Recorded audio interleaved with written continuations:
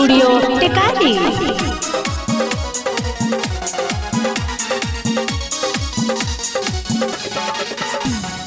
हम ही काचे काली हाउ मोट गे छोटे सामान मोरा कहे की घोट गे। हम ही काचे काली हाउ मोट गे छोटे सामान मोरा कहे की घोट गे। के तनो कारे मुहावाना मोड़े गे के तनो कारे मुहावाना मोड़े गे।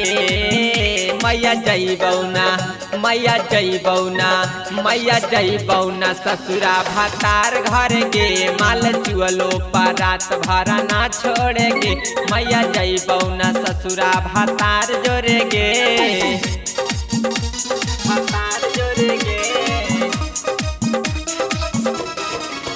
माल चुअलो पर रात भरा ना छोड़े गे। केतनो बहाना करी तबो न छोड़े गातर गातर देहिया रात भर तोड़े। केतनो बहाना करी तबो न छोड़े गातर गातर देहिया रात भर तोड़े। नैहर के अंगनवा रही चूल्हा जोरा बगे नैहर के अंगनवा रही चूल्हा जोरा बगे। मैया जईबौना मैया जईबौना ससुरा भातार घर गे माल चुअलो पर रात भरा नहीं छोड़े गे। मैया जईबौना ससुरा भातार घर गे भातार जोरे गे माल चुअलो पर रात भरा नहीं छोड़े गे। ओकरा से निकहल थी लड्डू हाला चलावा रसे रसे चुसहल थी ओठे औरी गालावा। ओकरा से निकहल थी लड्डू हाला चलावा रसे रसे चुसहल थी ओठे औरी गालावा।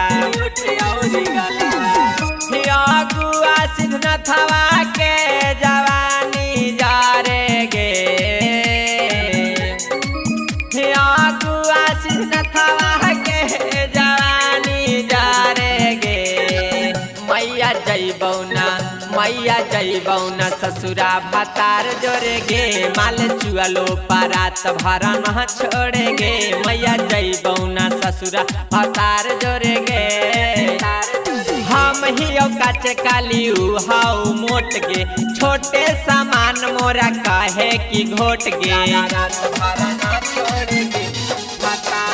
हम ही काचे काली हाउ मोट गे छोटे सामान मोरा कहे की घोट गे। के तनो कारे मुहावाना मोड़े गे